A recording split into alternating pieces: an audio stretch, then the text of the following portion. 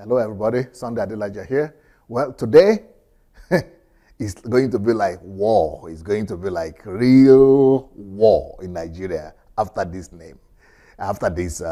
this program, because I'm going to be mentioning today by name the biggest thieves in Nigeria. The biggest thieves in Nigeria, at least in the last 10, 20 years. Now, why am I doing this? Is it that I'm crazy? Is it that I've lost my mind? No. It's because, Nigerians are too diplomatic. We are too cunning. We are too deceptive. We are deceiving ourselves. And that deception is ruining us. It's ruining us as a nation and our country. The biggest evil that we have in that country is corruption. And corruption by public servants, by public politicians and people who have access to our commonwealth. So that's why we must expose them, because light drives out darkness. And secondly, because if we don't kill corruption, we the citizens, if we don't kill corruption, that corruption will destroy us. It will destroy our country. I know that when you expose corruption, corruption will fight back, but we have no option because this information is out there. And today I'm going to be talking about three categories of people. Now, I call this the Nigeria's biggest thieves by name, but they are going to be in three groups. The first group of people that I'm going to be talking about are the ones that are already convicted. So everybody knows that they are thieves, all right? Now, there is this presumption of innocence in the law that if somebody has not been convicted by a court of law, that you cannot term them as criminals yet, but these ones have been convicted. Then there are some who have not been convicted, but they have been charged. So we can talk about them as well. And then there is another group of people who have not been charged, but they have been suspected and they have been investigated. So I'm going to give you the three categories of people, and this is going to be a long ride, and I've tried my best to do it as fast as possible. So one of the ones that have been convicted, I'm starting with the convicted list, then charged list, and then we'll go to investigation list, is a former governor that is called Joshua Dariye. Joshua Dariye is the former governor of Plateau State. He was in charge of the state. He was supposed to take care of the people, of his people, take care of their well-being, but instead of that, he was taking care of himself. He was convicted of stealing $9 million from Plateau State. That is the only one that was proved. What about the one that was not proved? Only God knows. Then Diepere Alamesiega, or Alamesia, I think that's what they call him. Diepere Alamesia. Now, Diepere Alamesia was convicted of stealing $55 million from Bayelsa State. He's a hero right now in Bayelsa, even though he's dead, but he's still a hero to his people. But he was notorious more for disguising as a woman to escape arrest and airport authorities from England around back to Nigeria. The second person that has been convicted of robbery and of being a thief, the third person, is Jolly Nyame. Jolly Nyame. He was also a former governor of Taraba State. He was convicted and sentenced to 14 years imprisonment. So that is another person that has been convicted. Now, there is another person that has been convicted who is also a governor. It's like our governors are, governor position is an opportunity to steal. It's like it's an association of thieves almost, because I don't know what they are doing to curb one another and to discourage one another from stealing from the same people they are supposed to serve. One of them, the next one is Saminu Turaki, from Turaki, I think. Saminu Turaki, former governor of Jigawa State. He was alleged to have stolen 36 billion naira. Now, I'm going fast because there are plenty thieves, plenty for my country. The other one is Timpere Silva. Now, I think this was only, so I'm starting from the list of alleged now. So I've spoken about the ones that have been convicted, but now we're talking about alleged. So, Timpere Silva he was, but the other one I spoke about, the one I just spoke about right now, he was also alleged, Turaki, but I think he's dead now. So, but let's talk about this one. This one I'm talking about, Timpere Silva, is very interesting because he's the former governor of Bayelsa State and is alleged to have misappropriated and stolen about 20 billion naira, 19.7 billion naira. In his own case, what is more interesting about him is that APC and my dear president went and nominated him as minister. So he's now the minister, I think, in charge of Niger Delta or something. So this somebody that is been alleged, I mean, I think he's been charged actually to court for this amount of money that has been misappropriated, and is now in charge of all the money for Niger Delta. Nigeria, we hail thee, right? The next one is also a governor, Muritala Onyako. It's like almost all governors are in trouble in my country. It's like, I mean, I don't know what's wrong with these governors.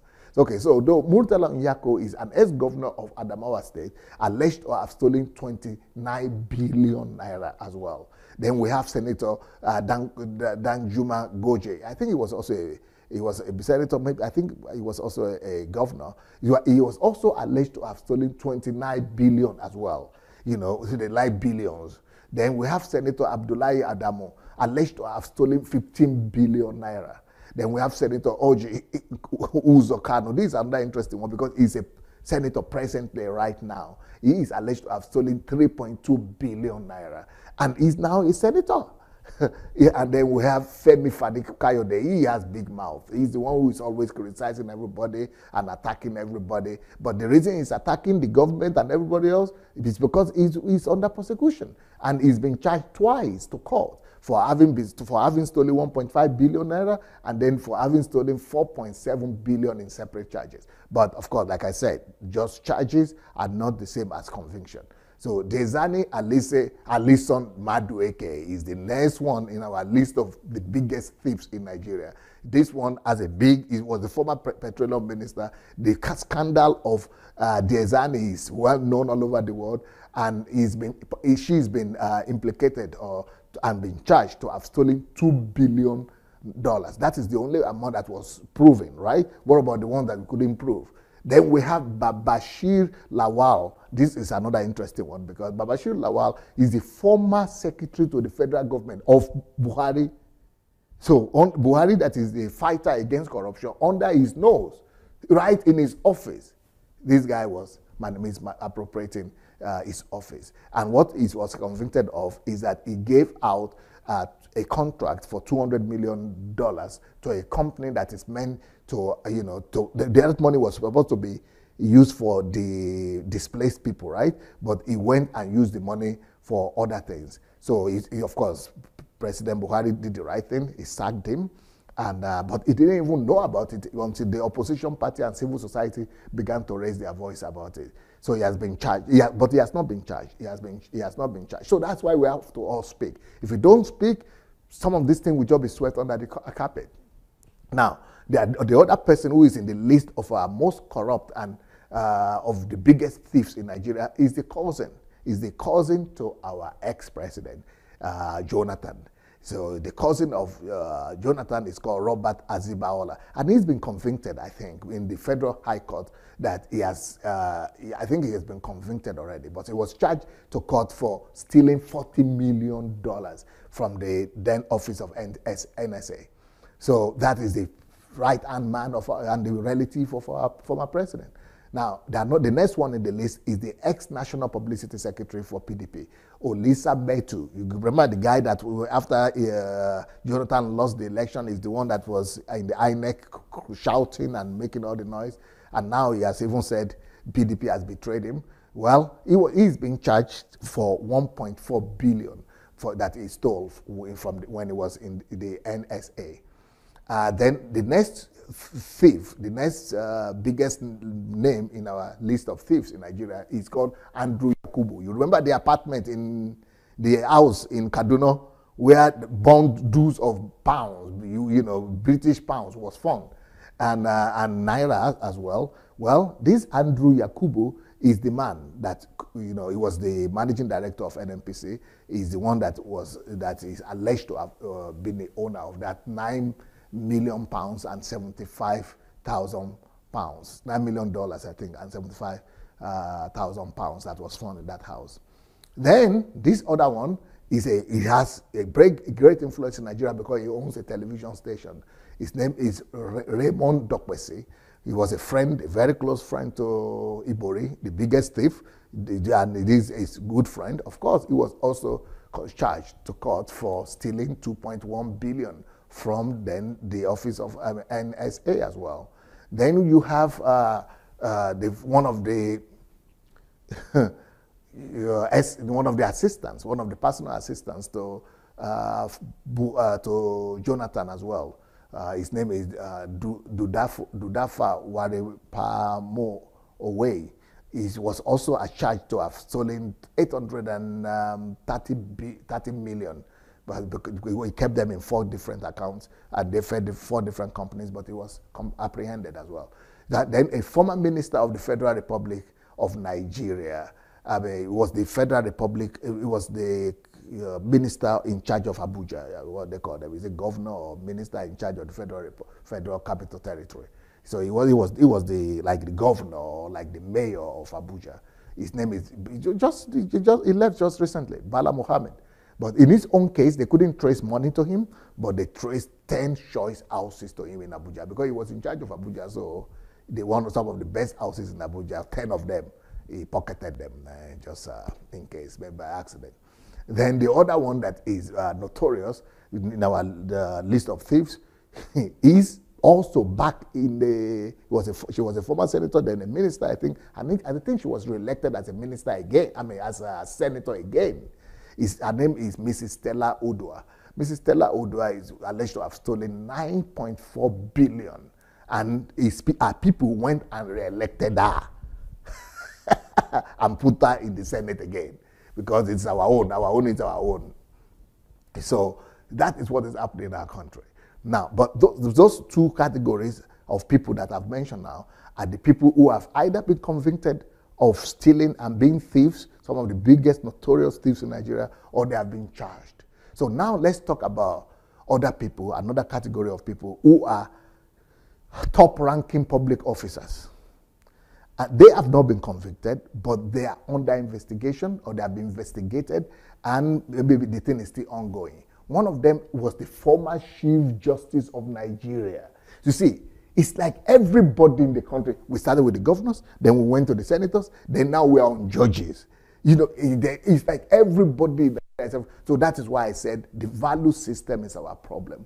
Until the government begins to address the issues of value system, until we begin to re-engineer Nigerians from kindergarten to university, until we begin to identify our values and begin to recreate and reformulate the mind and the value system and the mindset of Nigerians against corruption, we must know that fighting corruption is more important than building roads. Fighting corruption is more than building bridges. We must make sure that this is our national project, that there should be nothing more important than fighting corruption. Everybody should be on board. Everybody's hand should be on deck. We should all join this fight, and we should all, make sure that the government puts this at the front burner. There is nothing more important. All of us are corrupt, so to say, at the end of the day. Maybe not all of us, like individually, but the whole country is corrupt. Our value system is being compromised. We have been compromised. And also the reason is because we have never really been formulated. We have never really been created to be Nigerians. We on values and on principles that we want the people to be like. So we're just living by instinct, and one of the instincts is survival instinct. And because of this survival instincts, where there is no values, we just live on the vices that is natural to the carnal man. So even the Chief Justice of the Federation, somebody that is in charge of justice, that is in charge of law, the rule of law, his name is Walter Onogen. He was also, charged with corruption. Then another one of them that has been charged, that has been investigated, that is still under investigation, is a former governor of Ekiti State. He likes to talk a lot, but for some reason, about 7 billion naira found its way to him, and he's not been able to explain himself.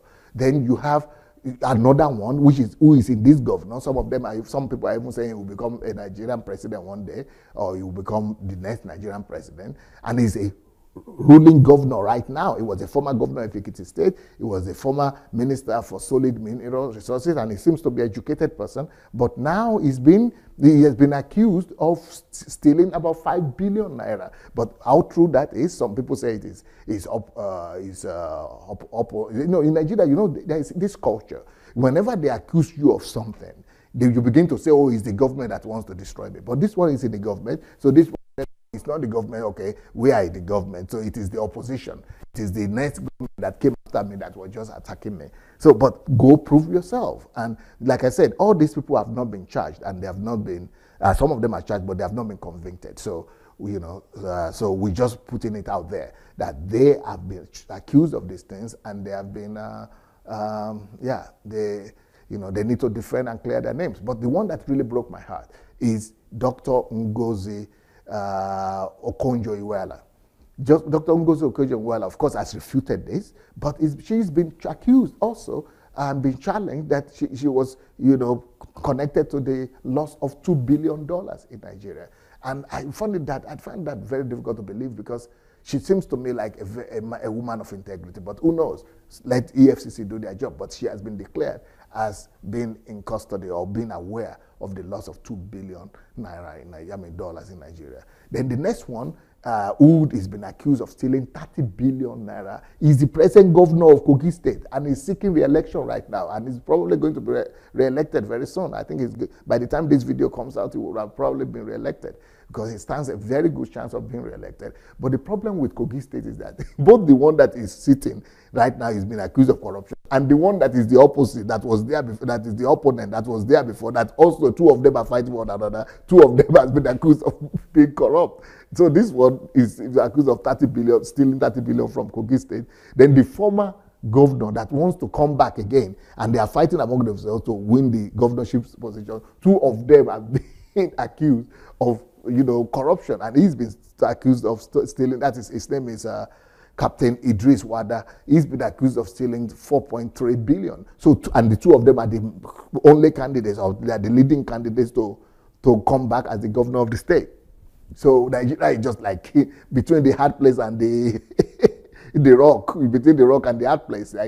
There's no escaping for Nigeria. So that's why the people must take their destiny into their hands. Only the people now must arise and begin to condemn and stand for their country and fight for what belongs to them, and begin to condemn corruption in all forms. Then this other one is a very interesting one. Former governor of Akwa Ibom State, Godswill Akpabio.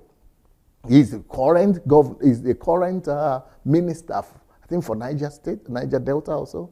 I think he's a minister right now. He's been accused of stealing 108 billion naira, and the case is still in court. But my dear president went and appointed him as a minister, even though we are talking about presumption of innocence. But let him clear himself before you made him minister again.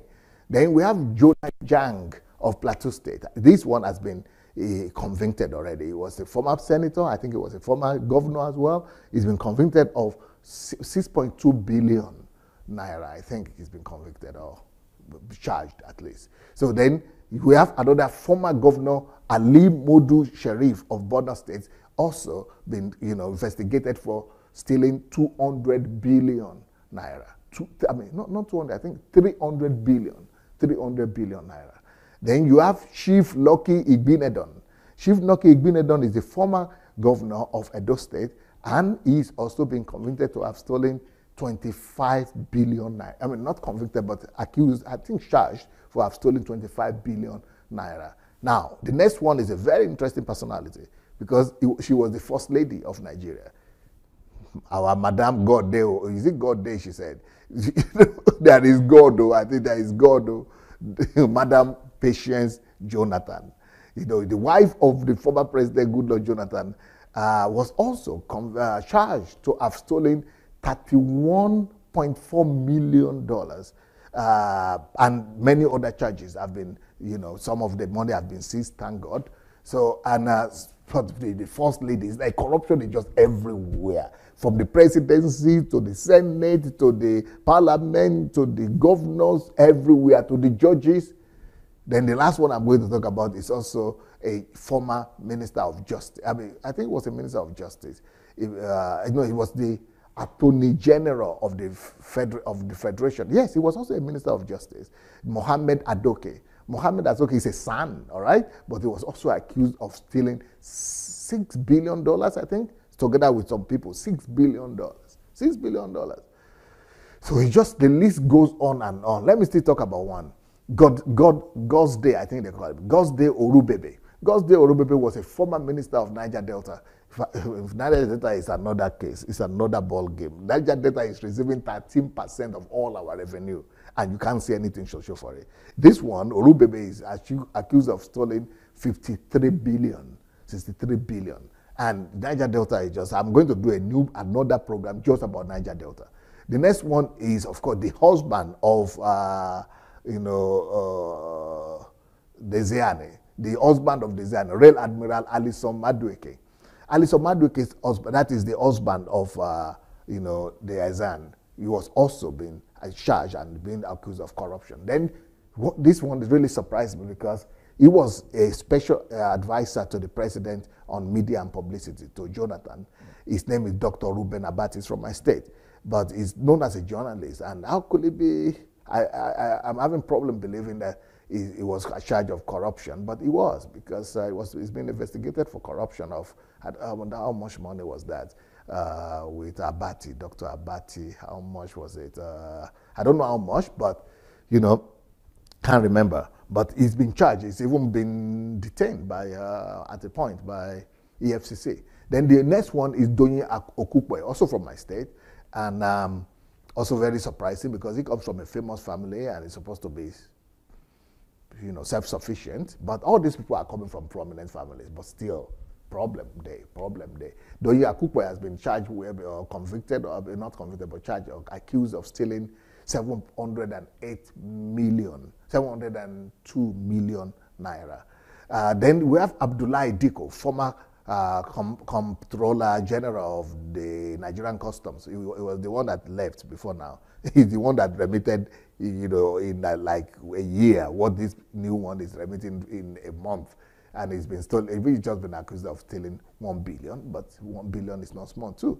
Then you have Colonel Bello Fadile, and then he was the assistant to, he's been retired now, but he was one of the assistants to Sambo Dasuki, and the past, national security officer, and they were both charged to have been accused of stealing that 2.1 billion arms scandal, which got Dasuku into prison.